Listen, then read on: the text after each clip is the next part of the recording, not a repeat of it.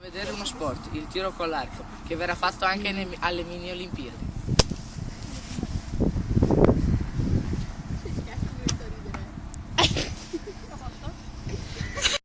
Faremo vedere un altro sport, il calcio, praticato dalle elementari per le mini Olimpiadi.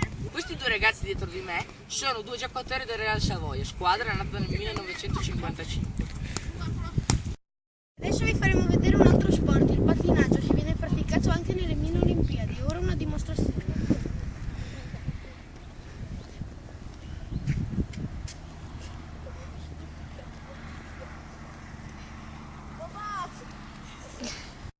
Un altro sport, il tennis, praticato soprattutto per termini agonistici. Peccato che questo non verrà fatto alle mini Olimpiadi. Questi di tutti me sarà una dimostrazione.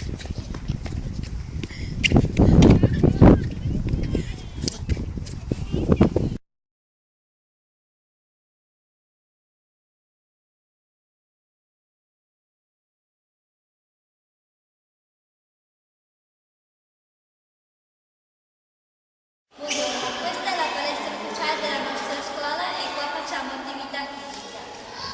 Sono venuti anche molti esperti a spiegarci lo sport e il loro lavoro, per esempio jiu-jitsu, zumba, tennis, anche canoa. Qua al pomeriggio si allena al Savoia e i pulcini gli esordienti. E di tardo pomeriggio viene anche yoga per adulti. Vi farò vedere come la palestra della scuola e il palazzetto sono collegate. Seguitemi. Questo è il corridoio che le collega. Alla vostra destra c'è l'infermeria. Andando dritto, alla sinistra ci sono gli spogliatoi. E infine si arriva al palazzetto.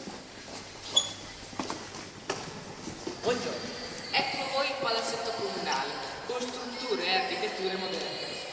Questa è la palestra tipica della pallavolo dove si allena a fare partita la squadra femminile di pallavolo e a giugno si farà il torneo scolastico tra Iolanda, Comignano e Milano. Inoltre ci sarà anche il gioco di calcio a 5 femminile di Codigoro che si allenerà qua. E inoltre al pomeriggio c'è il gesso.